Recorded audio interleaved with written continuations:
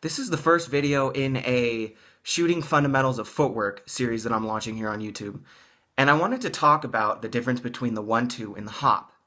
What I'm seeing from a lot of these YouTube channels focused on fundamentals, basketball coaching, and skills is they're releasing a lot of videos showing people how to use the hop step to get into their shot.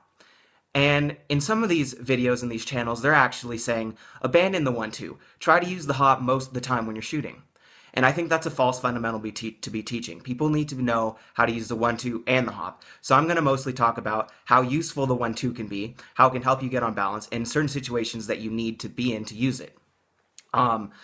There's a big difference when we're talking about catch and shoot players, spot up shooters, and pure scorers. What you're going to see is a lot of these spot up shooters, a lot of these catch and shoot guys, they're going to be using the hop a lot because they're expecting to get a pass and go immediately up into their shot. But if you look at these videos of guys who are just scoring threats from any place on the floor, Michael Jordan, Kobe Bryant, these guys are masters of the triple threat. They can shoot right out of the triple threat. They can give you a pump fake and shoot out of the triple threat. They can give you one dribble fake, shoot out of the triple threat. They can do one dribble pull-ups. They can do two dribble pull-ups. These guys were masters of using that footwork. And when you're working out of the triple threat, the majority of your footwork options are going to be off the 1-2. And most scorers are going to be working out of the triple threat. They're going to have the ball in their hands for an extended amount of time, and they're going to need to develop a lot of ways to get their shots off. So I want to remedy some of this lack of 1-2 training, and I'm just going to include some clips of myself going slowly through some of the times when the 1-2 step can be very useful. And I just think that people need to keep their minds open about using the 1-2 versus the hop. They're both great things to have in your tool shed, but don't just go to the hop and don't just go to the 1-2. You need to have both and you need to practice both. Using the 1-2 step is going to be of extreme importance for primary ball handlers who like to attack off of the ball screen with a pull-up jump shot. Now, this is when you're attacking the screen hard, you're trying to get your man stuck, you're coming shoulder to shoulder off the man that's setting that screen, and you're going right up into your shot. The 1-2 step is going to allow you to be on balance and go straight up, whether or not you're going right or going left. It's also extremely useful in mastering the one dribble pull-up. It's important to note that the 1-2 step is going to be faster and more efficient than the hop in these types of situations. The second type of situation where I'm going to suggest using the 1-2 step every time is if you're a three-point specialist or a shooter and you're darting all over the floor, utilizing flare screens, down screens, or maybe, for example, the classic elevator play where you're going from the baseline, darting between your bigs, and getting all the way out to the three-point line. You're going to be carrying a lot of momentum, and yet you're expected to get the shot off as soon as you catch. So the best thing that you can do is stop your momentum away from the basket and take that shot as if you were just going straight up and down. If you use the 1-2 step, you're going to eliminate all the leaners and all the fades that you're going to be shooting. You'll be more on balance, and you'll shoot a higher percent. It's important to note that the 1 step, that is the first step in the 1-2, is the step in which you'll be absorbing all of your momentum as well as doing a very quick pivot to get square with the rim.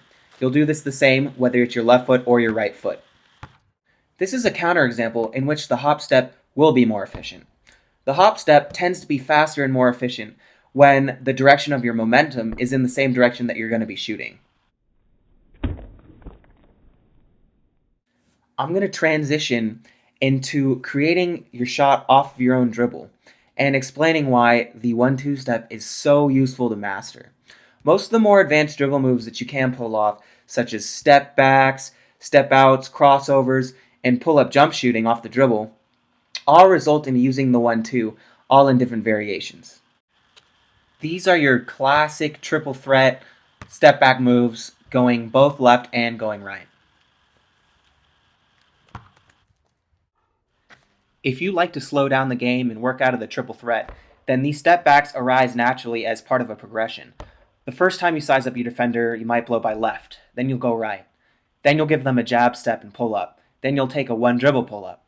Once you have them on your heels, you start opening up your game with these step backs.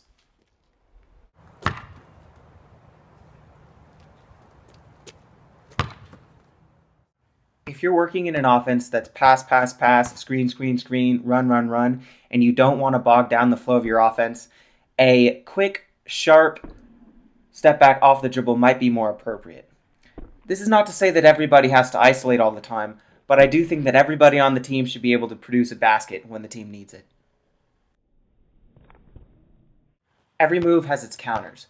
This next move is a move that Chris Paul calls the step out. It's not a full-blown step back where you step away from your defender. It's a quick move off the dribble where you step out to the side to create space for a shot. Both Kobe Bryant and Michael Jordan were masters of isolations at the elbow. Strong guards can abuse their man by giving them a bump and then fading for an open shot. Here we see the Dirk leg. Here's a variation on the post step back, a la LaMarcus Aldridge, where the hop is preferable over the 1-2.